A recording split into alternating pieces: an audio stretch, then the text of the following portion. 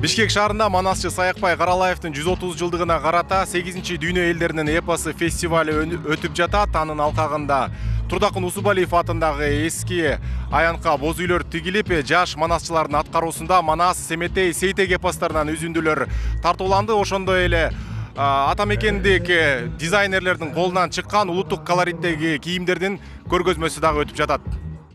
8-чи рет өтүп жаткан Дүйнө элдеринин эпосы фестивалы 28 майда башталган. Ага республика боюнча жаш манасчылар чогулушкан. Алар Манастын 3 жылдыгы болгон Сейтек эпосы боюнча конкурска катышууда.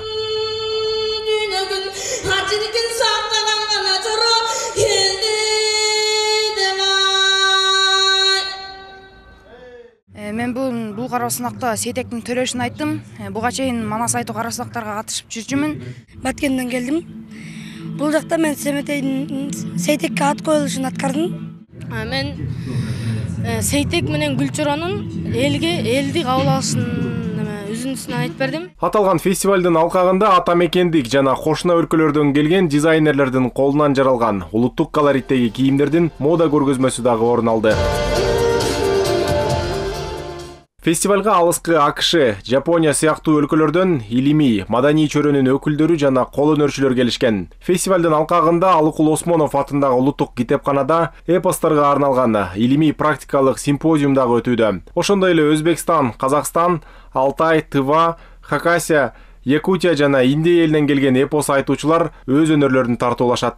Бул Дүйнө элдеринин эпосторун даңазалаган бул салттуу фестиваль быйыл 8-чи рет өтүп атат. Анан быйылкы маараке ошол Саякбай Каралаев Залкар Манаш атабыздын 130 жылдык мааракесине арналды. Анан бул сынакта 7 жолку өткөнүндө биз жалаң Манас айтуучулар, Семетей айтуучуларга басым коюп келген болсок, бул сапар Манас үчүлтик деген ат менен таанымал, үчүлтиги деп. Ошо үчүлтиктин соңку бөлүмү болгон адагы өзүнүн кульминациялык өзүнүн орду бар. Сейтектин эрдигин айткан, шердигин айткан, ичи койну кеңдигин айткан баянынан бир жаштарга үлгү кылсак, ошол муунду уланткан көчтү пайда кылсак деген жакшы тилекте жаш манасчылардын арасында ошо сынак кылдык. 8-чи Дүйнө элдеринин эпосы фестивалынын алкагында эски аянтта көргөзмө да өтүп жатат. Ага атамекендик жана чет өлкөдөн келген кол өнөрчүлөрдүн буюмдары көргөзмөгө коюлган. Это называется кап. Это нарост такой, знаете, да? Гөлдөн келдик, Каракол шаарынан келдик да. Колубуздан келген жүндөн кайсы нерселер салса, ошонун баарын жасайбыз. Ошолордун баарын алып келдик. Андан сырткары шурлар менен жакшынакай азиан буюмдар жасалат, ошолордун баарын алып келдик да. И на таком фестивале я в первый раз. Вот приехали с моим другом, с Иннокентием, и привезли вам вот наши работы. Якутские ножи, якутские традиционные украшения. Biz Кыргызстанга жылда келемиз, ар кайсы фестивалдарга келип жүрмүз. Бул фестиваль эрекше болуп отур.